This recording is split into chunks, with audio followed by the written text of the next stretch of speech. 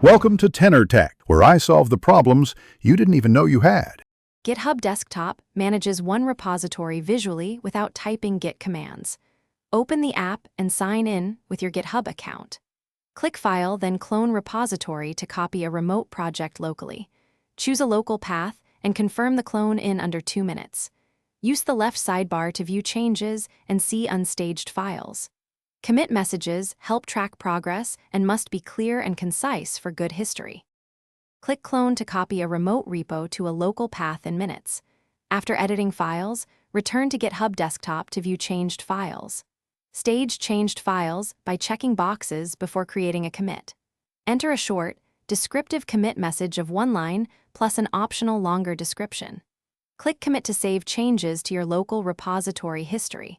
Review the History tab to confirm commits and their timestamps for clear tracking. Create a new branch with the branch menu to isolate work safely. Switch branches anytime to test features or fix bugs without affecting main. Make multiple commits on the branch until your change is ready to share.